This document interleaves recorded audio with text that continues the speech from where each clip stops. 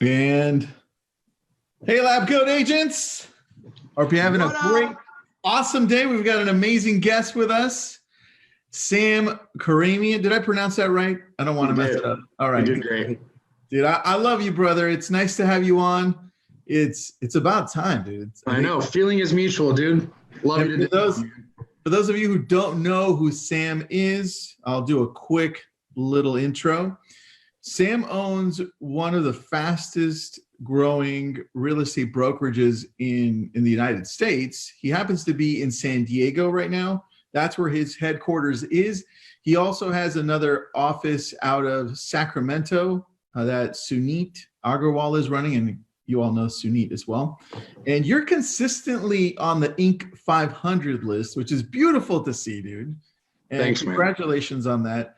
And he's just a really good, down-to-earth guy. He runs the company along with his business partner, Oliver Graff. And there's another third partner, Sam. Corey Rozier, yeah. Corey Rozier, which is also a cool dude. But follow them on Instagram. And they also have another great group called Real Closers. You can follow them there as well. They've got some great content. And dude, nice to have you on. Let's get right into it because I'm curious too. How the hell did you get 10,000 followers on Instagram in 60 days? Where did it start? I want to know like the backstory. Like how did the thoughts come across? Like, let's do this, or why, how?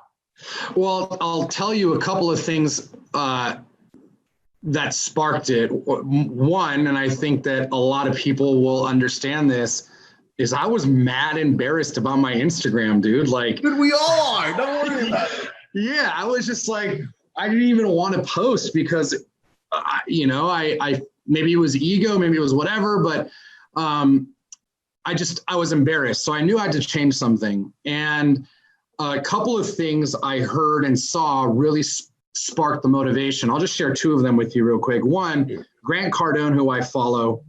If you haven't followed him yet, you should. The guy's straight killing the game.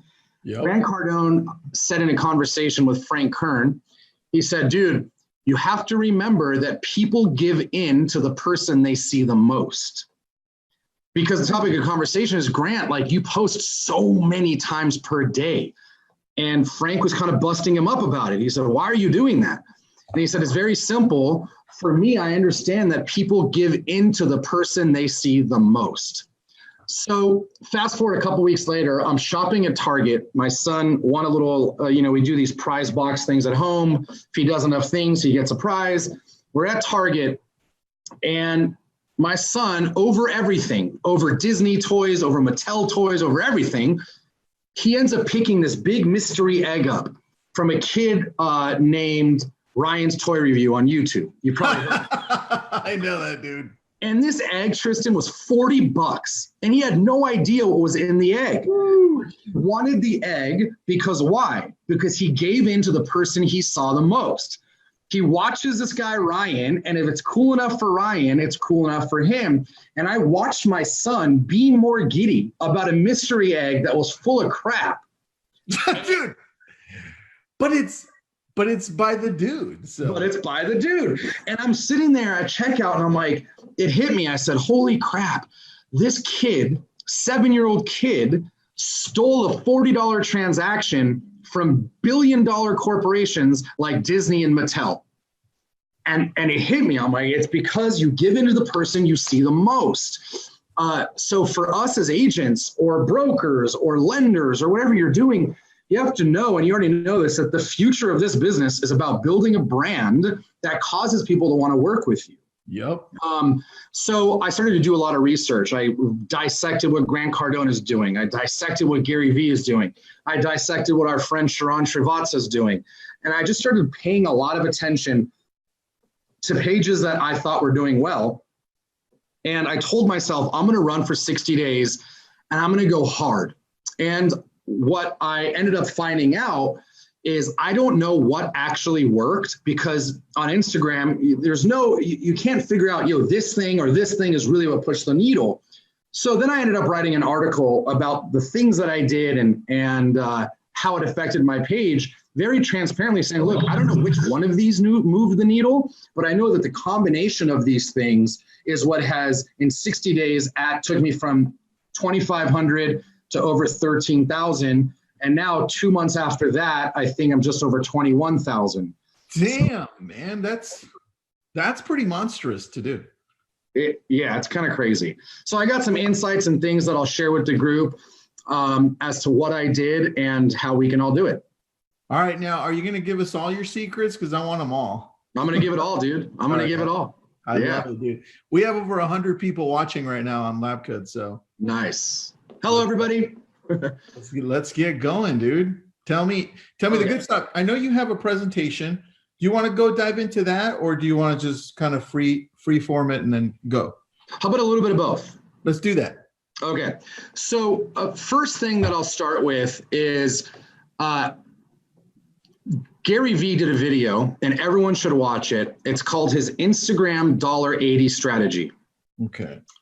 And when I started researching how to grow my Instagram, this just showed up all over YouTube, which, by the way, all my education comes from LabCode, Real Closers, YouTube, closing tables. So I just take what other people do and duplicate it for myself. So I watched this video from him called the $80 strategy, which in short is he describes it giving his 2 cents 90 times a day, which equals $1.80. In short, I started investing in my audience and in hashtags. What I mean by that is I would go and I would search a hashtag that I wanted to grow attention behind.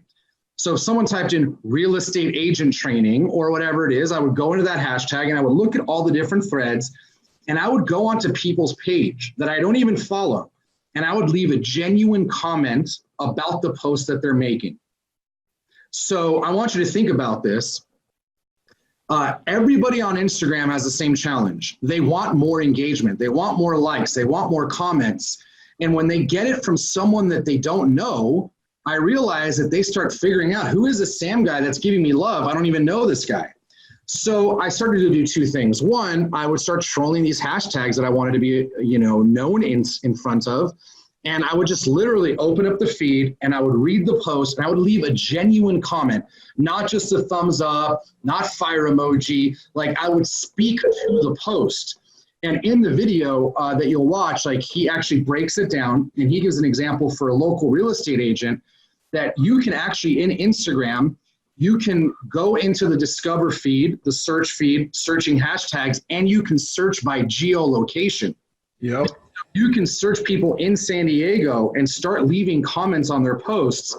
So for example, if it's a guy at the gym working out, comments about how he's looking swole, right? Like anything, and just engage with people. Now I went real estate agent facing. As an agent, you might go consumer facing in your local market.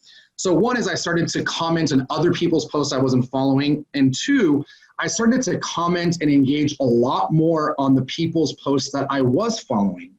And what I found as I started to give people more love, they would start to share my stuff and they would start to comment and like on my stuff and share my stories. So the first thing I did is the $80 strategy, and you should definitely go check that out. Does that make sense? That makes total sense, dude. So obviously you have to have some content that's shareable in your Instagram page for people to share it and like it. You can't just post crap. So tell me a little bit, before you continue on the other section, tell me a little bit about what you are posting in your Instagram page that makes it shareable. Okay.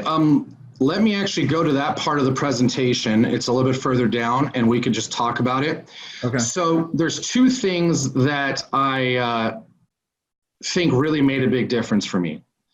One is I started to focus a lot more on Instagram stories, because I read somewhere that right now the most of engagement on Facebook lives inside of stories. So I started to do a lot more stories, and then I stumbled across 2 things that really moved the needle for me. Number 1, and I'm gonna go to my page and share this real quick. Let's go to share screen. Cool. So I started to do. Tell me if you see my. Do you see it? Yep, I see it. Okay. So I started to do these multi-slide posts like you see here. And what I found, am I zoomed in?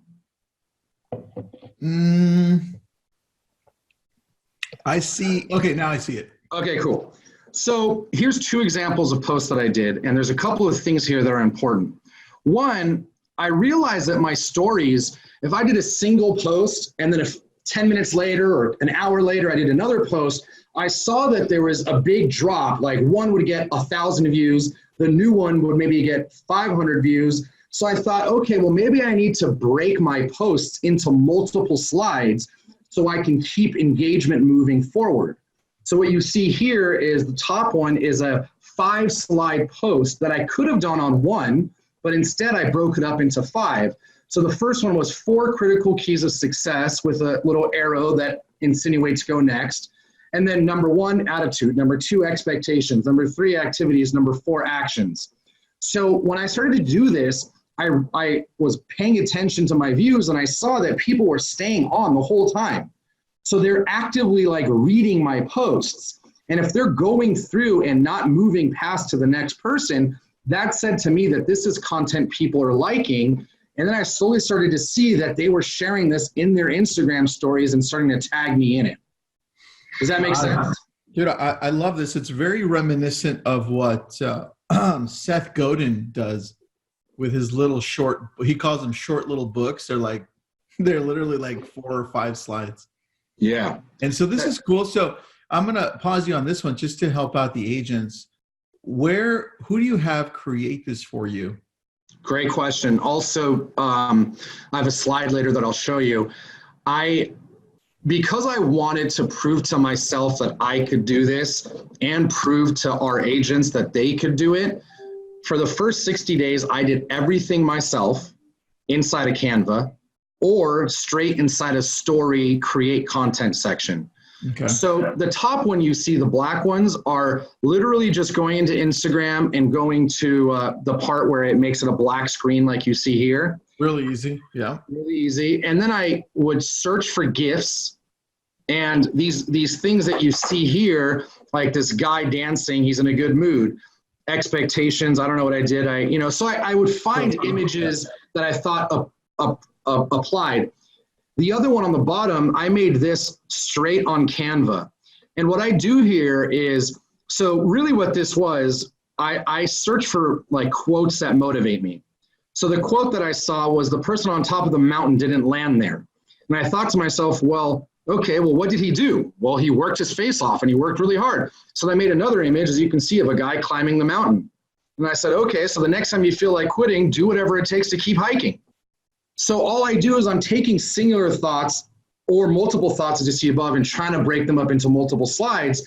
So on this Canva one, all I did, since the quote said the word mountain on it, I searched for images of a mountain. And I'm like, oh, that's a good mountain. And then I found an image of a guy that looked like he won something, and I put it on top of the mountain. And it was me just really simplifying by searching for the images inside of Canva that I thought applied. So these stories are just smashing for me right now. So much that I had people that I respect in the Instagram game would start sending me message like, oh my gosh, you just cracked the code. This is amazing. You're killing it. Like, you're onto something. So when I started to get people like Sharon and other people I respect in the Instagram world giving me love, I know that success leaves clues. And when someone like that is saying, yo, you're onto something, and then other people are sharing it, I started to do it. Now, there's one other thing here that's really important. Inside of each one of these posts, you can't see it, but there's a group of hashtags. And what I do is I use the app called Hashtag App. And it's a pink logo with a hashtag, a white hashtag, and it has a heart in the middle. That's the one I use, bro. Let me see if I can share it. So I go over there and I type in the keyword that I want to show up under. So it might be real estate coaching or real estate training or whatever. And it generates 30 hashtags that are doing really well on Instagram related to that specific keyword that I put in. So I copy those and I put them in these posts, but then I shrink them and color match them to the background. So you can't see the hashtags, but they're there in the post. And I'm assuming that because I'm starting to get good engagement on these and I'm putting them with hashtags that people are searching in stories, that new people that don't follow me are starting to find my content engaging and then maybe choosing to follow.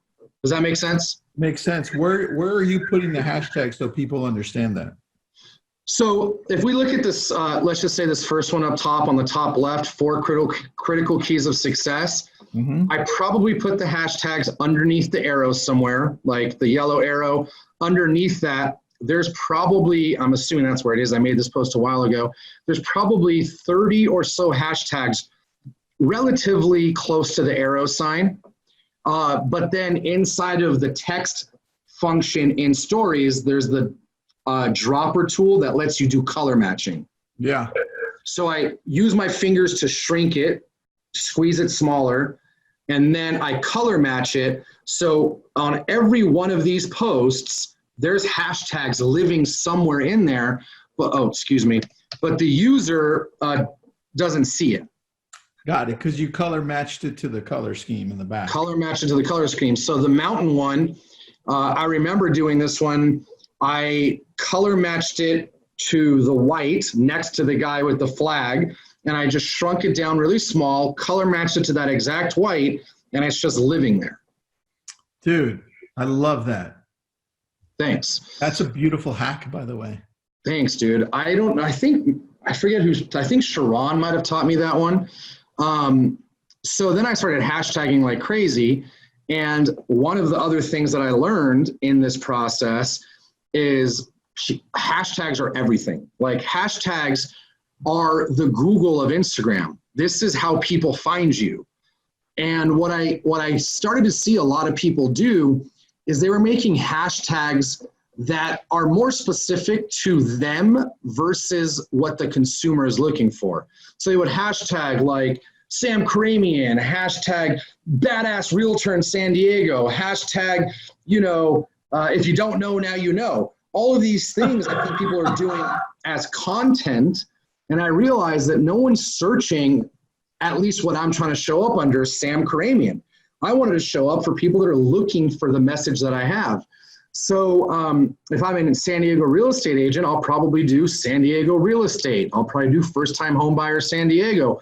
I'll do these different things and then find more hashtags that match. And I put them not only in my stories, but I put them in every single post. And I max out the maximum amount of hashtags because that is the stranger's entryway to my Instagram. Right? It's the search engine of Instagram is the hashtags. So I was actually just telling you this before we went live. I, over 4 months, grew my account by about 18,000 people and 10,000 in the first 60 days. For the past 2 weeks, I haven't posted anything because I wanted to see what happens if I stop posting. And I'm not getting that many likes like I was before, but every single day I'm still picking up 20, 30, 50 followers. And I can only assume that that's because my hashtags are still showing up in search. Dude, that's insane. Thanks. So that was a big aha for me, is that the hashtags really matter. Now, let me go to another slide. So then I started to play with the actual posts that I do. And I messed this slide up, so a piece of it is missing. But I really started to pay attention to my insights. Here's the point I'm trying to make. So this one on the left that says tired over broke has 2,200 likes, which is a win, right? It's a win for me. The one on the left has 1,255 likes. So looking at these two, which one looks like the winner? The tired over broke, because it got almost twice as many likes. Yeah. The part of this slide that's missing is when you go to the insights section, you see where it says view insights right here on the left. Yeah. I hit the view insights and I found that the one on the left got me 0 new followers, but it had 2,200 likes. Oh. The one on the right got me almost like 150 new followers, and it had less likes. What's my point? My point is, if you only look at the likes, it's not giving you enough insight. What you really want is engagement and growth. So when I started to look at my insights, I found that these images right now are crushing for me, where I take a picture of me and then I go onto Facebook and I type a post and then I screenshot the screen. I crop that part so you see what I have here. And I think I got this from Gary Vee. And I just put my Facebook quote on top of my Instagram image. And these things are straight killing it for me right now. So what's my point is you have to look at your insights because it's going to tell you a couple of key things. Number one, it's going to tell you how many followers that post got. It's also going to tell you how many impressions it got from hashtags. So when I see that a post is getting a ton of engagement from hashtags, I go back and I look at the group of hashtags that I used, and then I start to use that group of hashtags even more. Does that make sense? That makes total sense, dude. So you have to look at the insights so that you get the intel on not just the ego of it, like this one, 2,200 likes. I love it. That's probably one of the most likes I got on a single post, but it got me 0 new followers. This one that performed as it looks half as well got me almost 150 new followers. And it also, the other part of insights is it tells you when you start to get likes and follows from Discover Feed.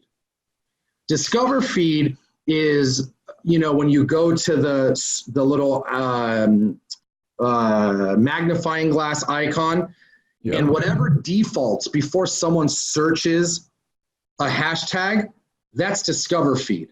And what I learned is that Instagram, I think the magic number is about 500. It feels like every time I get 500 likes on a post, I end up getting engagement on Discover Feed. And Discover Feed, every time I end up in Discover Feed, I end up getting 100 or 200 new followers. Does that make sense? That makes total sense, dude. So wow. You have to look at the insights to really know what is working versus not working. Then a lot of people aren't looking at the insights. So no, I didn't look at them until I started this, and I thought that I was doing well. I mean, I wasn't doing well, but I thought I knew what I was doing. So then I was like, okay, well, if this one on the right is getting me a bunch of new followers, what must that mean? 2 things. 1, make more posts like that, but 2, boost the winners. So when I see that one of my posts ends up getting 150 new followers or 100 or 200 or whatever organically, I know that my audience likes that post. So then I'll do a promotion to boost the winning posts, and I'll spend about $20 to $60, and I only do it a couple times a week, where I'll put $20 to $60 behind the posts.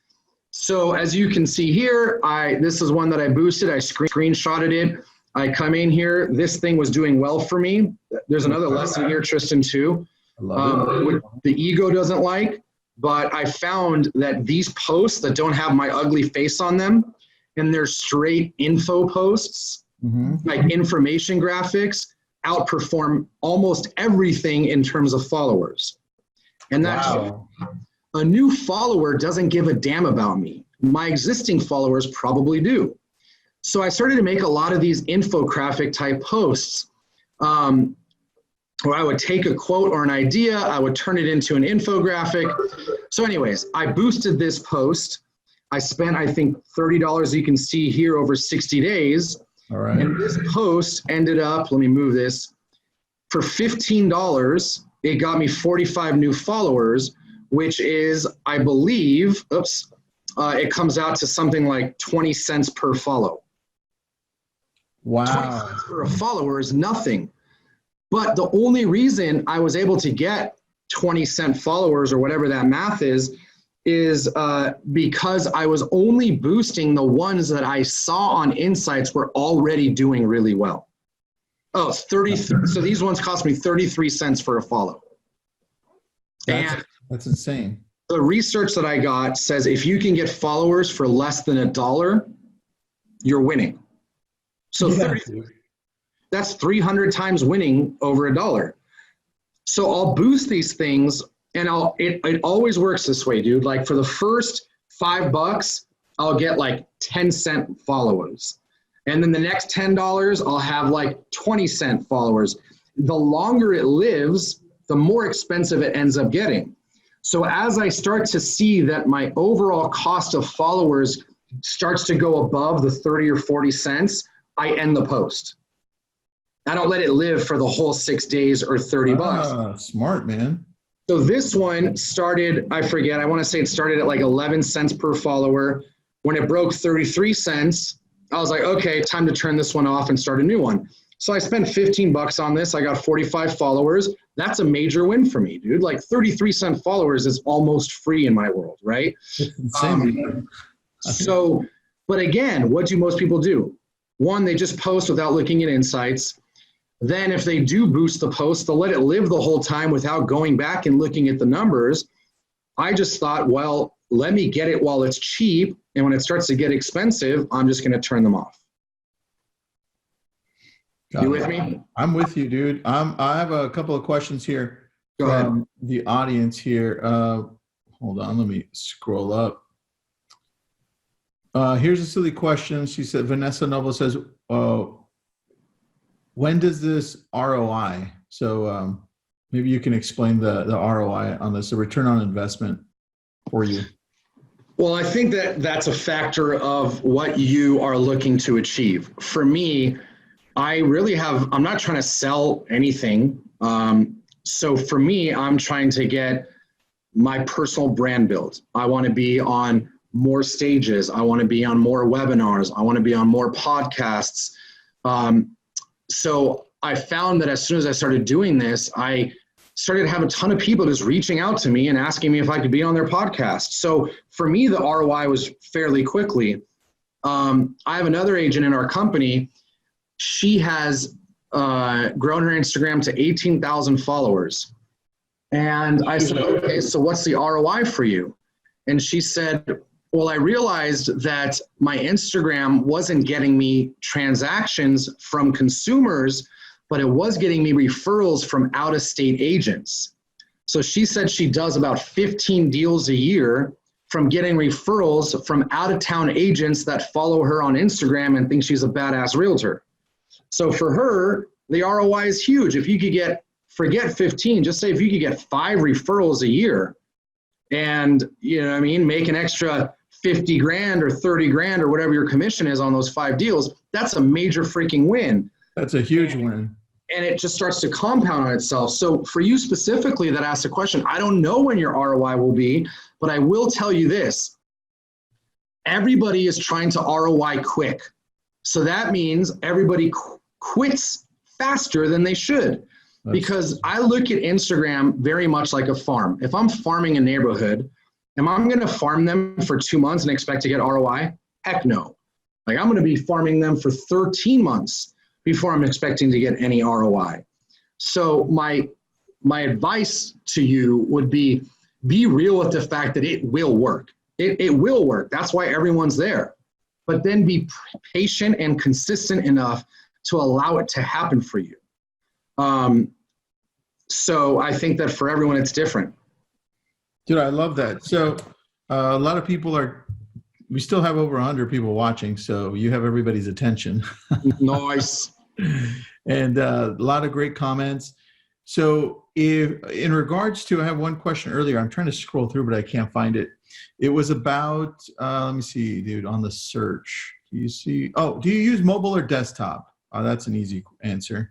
I do everything on mobile. I actually prefer Canva's user interface better on mobile than I do on desktop. But I have people in my office that prefer desktop over mobile, so I think it's whatever for you. But here's the other thing. Like people ask me, how do you make all this content? You're super busy, whatever.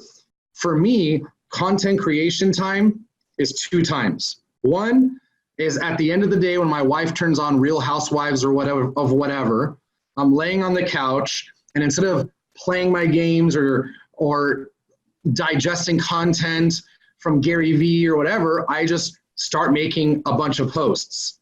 And I'll sit there for an hour while she's watching her show, and I'll make 5, 10 different posts, and I keep them and use them over the course of the next couple days. The other time is potty time.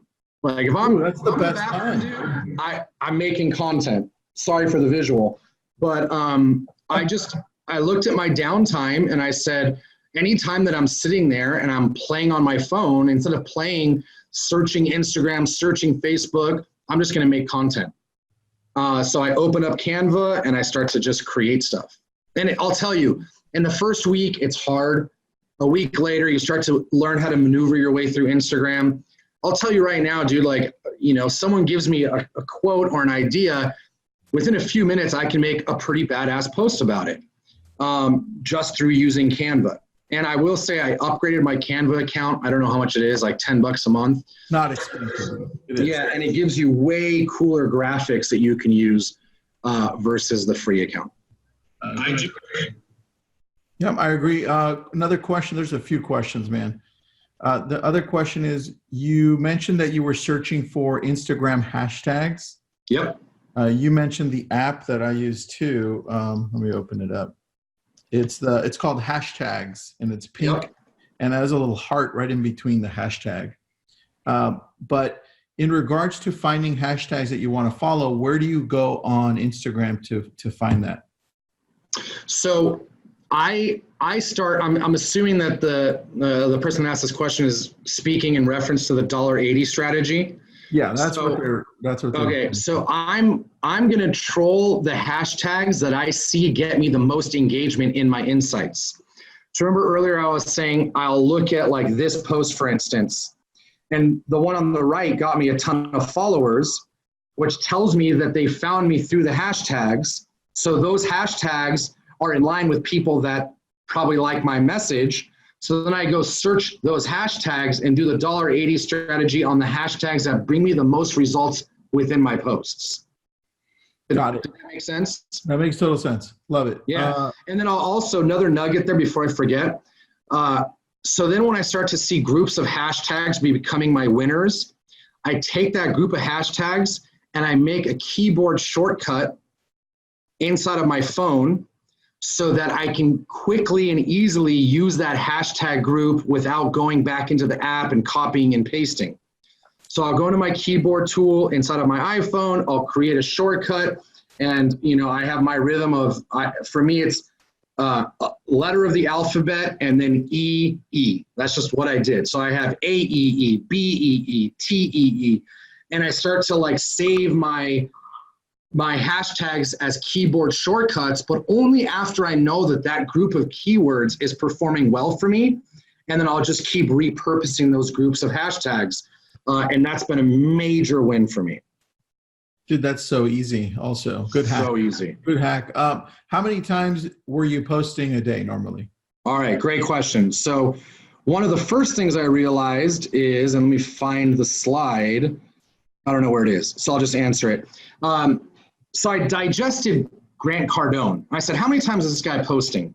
So I did the numbers for the past 30 days. I averaged it out, divided by 30, and he was posting 7.2 times a day, which is a lot. That's a lot. Is that including the stories or just the posts? Just static posts. Just the posts?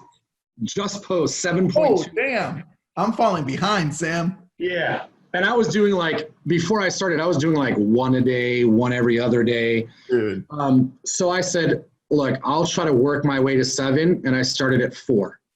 So my goal is to do 4 posts per day. But follow me here. If I do 4 posts per day, and let's say of the 4, 3 of them are duds, like tired over broke. Don't get me any followers. One of them is a hit, and it gets me 150 followers. That means I can get 150 followers a day by only having 25% of my posts be winners. If I could get 150 followers a day, that's 4,500 a month. That's a lot. That's a lot, dude. I mean, that's like explosive growth, especially for a guy that I've had my Instagram for 5-6 years and I had 2,500 followers.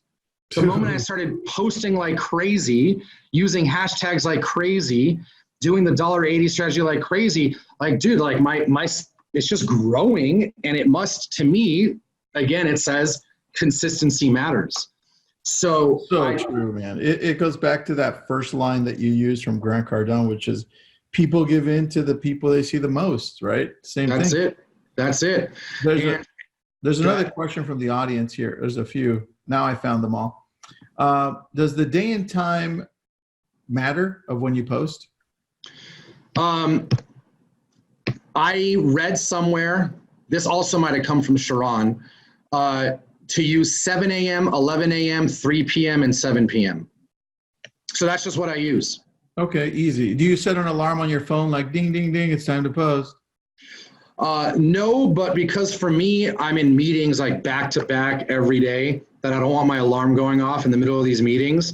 So at this point, it's ingrained in my brain that like 7 a.m. is pretty much like when I'm getting ready to go to the office. So I'll do a post before I leave the house. 11 a.m. is generally when I break for lunch. So I'll try to do it right before I go to lunch. 3 p.m. is like my day is slowly coming to an end. I have a couple meetings left. And then 7 p.m. I try to post right when I get home. I love it. And there were a few questions as to people trying to understand what you were paying for exactly. And I think that's when you were talking about promoting the post. Can you go over that again? There were some people who jumped in a little late. Yes. So I paid for two things. We haven't talked about one yet. But the first one is, so back to this slide, I saw that the post on the right outperformed the one on the left. The one on the right got me 150 followers. So then you see the promote button right here. I would hit the promote button and boost it for 20 to 60 bucks. I only boost the posts that I know are already getting me followers. So I'll spend $20 to $60 to boost that individual post. And you'll see here, it'll ask you, who do you want to target as your audience? Option one is automatic. Instagram targets people like your followers, or you can create your own following group, just like on Facebook, right?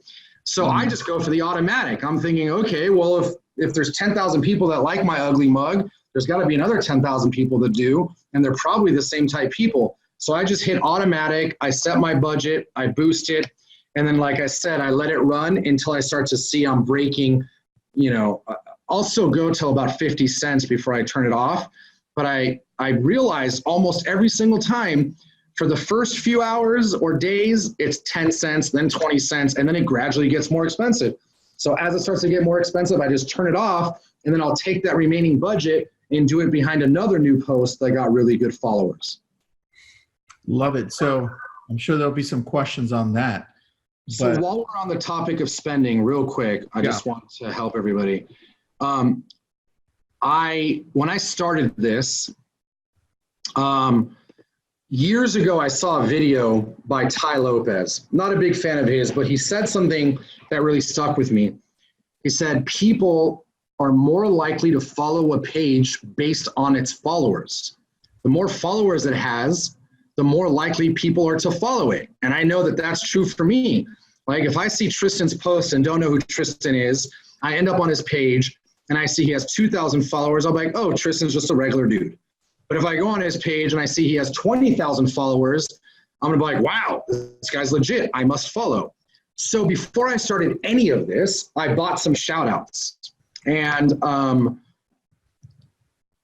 I think about 5,000 of my first 10,000, and I haven't bought any more since, came from shout outs. So what I started to do when I first started is I started to DM relevant pages and ask them to pay for a shout out. So I would go to like Millionaire Mentor or like different pages that had the type of people I wanted. And I would just straight send them a DM saying, hey, are you open to paid advertising? If I pay you $100, will you do a post for me? And that started to work well. And then I also, you and I both know this company, Influence.co. Yep. I went to Influence.co, and Influence.co is like Etsy meets influencers that'll let you pay them to shout you out. So I bought some Influence.co posts. But this is what I learned in the shout out section is you have to do your due diligence on the page before you pay them or even allow them to promo you. Why? Because I realized one of the promos I got, I was getting a ton of new followers, but all the followers had 0 posts. They were just like follower after follower, and I would go to their page and they had 0 posts, 0 posts, 0 posts. And it would be like a ton of people with 0 posts. To me, those are robots. Those are fake profiles. So now I'm not paying for any more shout outs, but at that point, before I started to pay for more shout outs, before I would pay, I would go onto the page, I would click their followers, and I would spot check about 20 different followers and make sure that they seemed like real people. Because if you get a bunch of non-active fake profiles following you, it's going to hurt your engagement. And if you hurt your engagement, the chances of you showing up in Discover feed greatly goes down, which in turn means that a bad shout out does more harm than good. Oh, wow. Does that make sense? That makes sense, dude. Yeah. So for the real estate agents, if I'm trying to get like local people to promo me, you'd be shocked at the fact that you could find athletes on influence.co. So if you're in San Diego, try to find one of the Padres to do you a post. Mommy pages, huge. Real estate pages, community pages, they're everywhere. So search hashtags, find pages that have good following, and ask them if you can pay for shout outs. All right. And then that is beautiful, dude. I love that. That would be a really good way to start the push. So yeah. For people that are thinking, well, where do I start? I would think probably start at influence.co. You've got a couple $100 and then go from there. Yep. Because I think that the biggest factor that pushes people away from the consistency is the fact that they don't see the return of followers quickly enough. Yeah. And I'll tell you, like, I think it's all psychological. Like right now, I'm getting followers when I don't even post. I think that's a combination of my hashtags are still performing for me. And I don't know. I know when I land on a page and I like the content and the person has 20,000 followers, the chances of me following that page, I'm going to guess 10x. Yeah. Only because I feel like I'm missing out. That's true. You're like, why are so many people following this person? Exactly. There must be something here. I'm not I got to follow. I got to follow. So this is an important slide. You asked earlier about the content I post. Yeah. When I made this presentation, and I think still now, these are my 2 highest performing pieces. I want to say they both got me like 300 or 400 new followers in a single organic post. The one on the left, objection handler, the other agent said he'd do it for 1% commission. I just wrote out an objection handler. And I don't even think that that's a great looking post. But this thing, it got, when you look at insights, it'll tell you how many people bookmarked it, how many people shared it, and then how many people followed because of it. This thing got bookmarked by like 90 people. Wow. Now, I want you to think, like, when's the last time you bookmarked something? Only if you want to go back to it. Like I very, very rarely am I bookmarking something. And if I do, it's because I give a damn about it. So these 2 posts got a ton of bookmarks, a ton of shares, and a ton of followers. So earlier when I said I realized people don't want to see my face, they want, especially for new followers, they want something they can win with or something that makes them feel good. And I think these are 2 examples of both of those. The one on the left, the objection handler, is something they can win with. The one on the right is something that they can feel good about. How many times has something gone wrong and you think it's the end of the world, and then 2 days later you're like, oh, it wasn't that big of a deal. So I was going through that a couple months ago on something. I felt good a couple days later, and I was like, man, did I really have to make that so painful on myself? So I made this post about it, and it crushed. So what that means to me is information and real content win over egocentric content.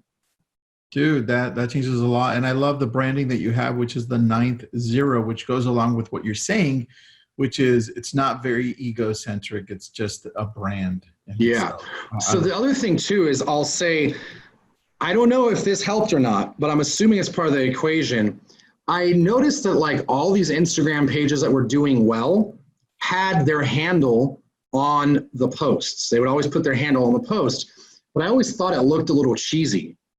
So I thought to myself, well, instead of making it the @ the 90 in regular text, why don't I just turn my handle into a logo? So now my Instagram's logo is this, the 90 that you see, which is also my handle. And every post that I do now, I try to put the 90 on it, and it's just always living. And I think that it's starting to kind of, I'm assuming, get people that are seeing other people share end up going back. I love it, dude. You should do a lot more with that brand. That's a really good brand. Thanks, dude. I love it a lot. I think it's my 10X brand. Oh, dude, that's so true. That's very nice. Yeah.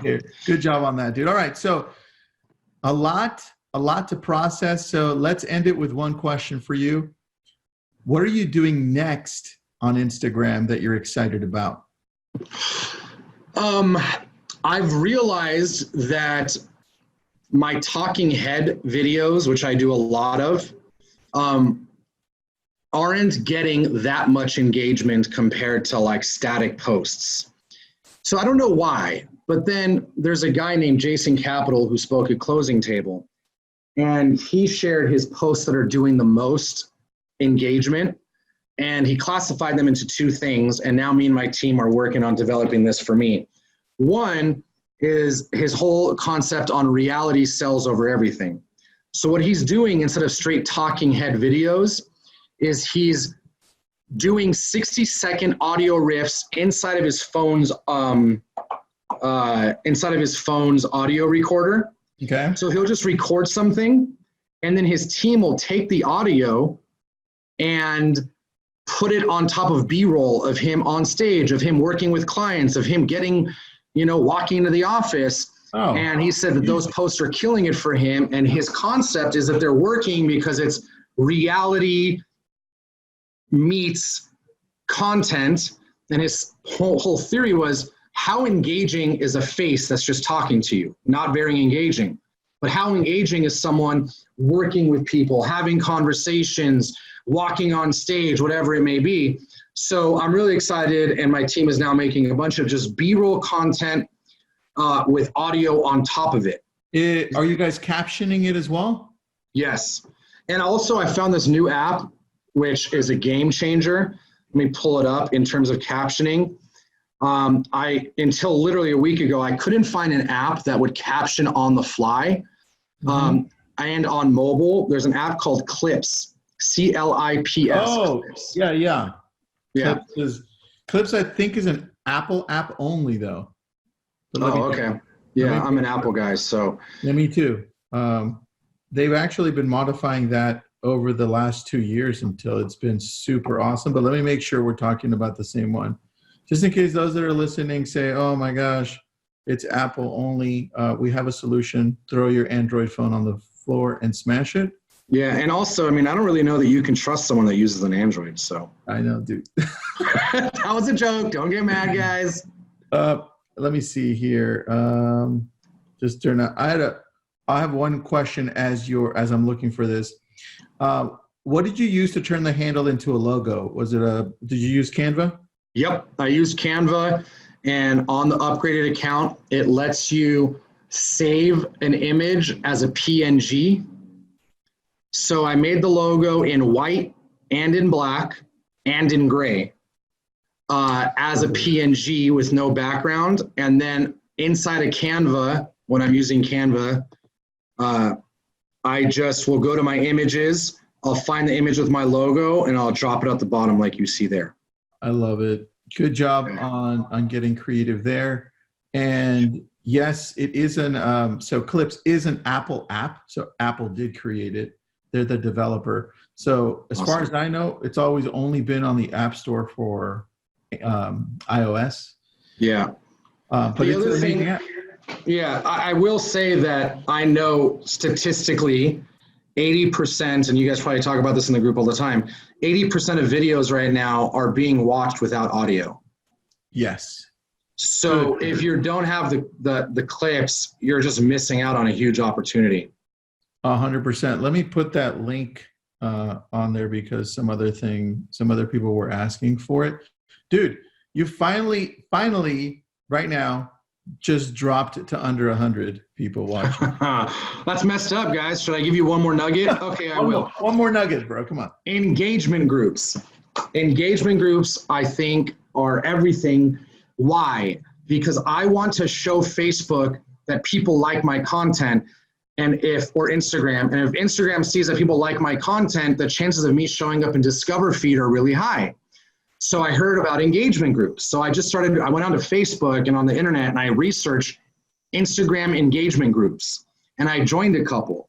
And then I found that once I broke 10,000, I got invited to an exclusive real estate. I don't even know who runs it. I just ended up in it one day. They threw me into the group chat, a real estate Instagram 10K plus follower engagement page. So and the concept of it is if an account with 10,000 followers, likes, and comments, Instagram takes that more heavy than someone with 500 followers, likes, and comments. So I started to look for engagement groups, and now every time I make a post, I share it into my different engagement groups that I'm a part of. And within the first few seconds, I'll get, extra comments and likes that I wouldn't have otherwise got. And I think that pushes me up in Instagram's algorithm and in turn helps me get more comments and likes and then eventually end up in Discover feed. So can you explain where to find engagement groups? Yeah, I went into two places. I went into Facebook and I searched in Instagram engagement groups, and there's a ton. And then I said, let me search Google. And then I searched Google and I found more in there. And then I started to get, as my Instagram grew, I started to get invited by other people to join theirs. So out the chute, just search it on Facebook and on the Google. Got it. All right. Dude, that is some amazing stuff. Let's plan on having you back a couple months from now just to see where you're at and see what the growth has been, see what new strategies you have. You all right with that? I'd love to, man. Anytime. Happy to help. All right. Let me get this off. Perfect. Just want to see your face before I say bye to you. There it is. All right. Thanks for having me on, dude. Thanks for being on, man. I really appreciate it. It was very valuable. And we'll download it and post it up onto our YouTube page as well. So anybody who's looking for it can see it on the YouTube page. In about a week, it takes our editor to a week to download it, edit it, and post all the good stuff. So find us on YouTube on Lab Coat Agents. Sam, can we find you on Instagram under the 90? Yep, you can search the 90 or just my name, but search the 90. Obviously, I'm in the business of finding new followers, so would love to see you there. And if you're thinking of joining a brokerage out in San Diego, please look at Big Block Realty first. It's an amazing company to be part of. So thanks for the kind words, my man. Appreciate it. Thanks for watching, guys and gals. See you soon. See ya.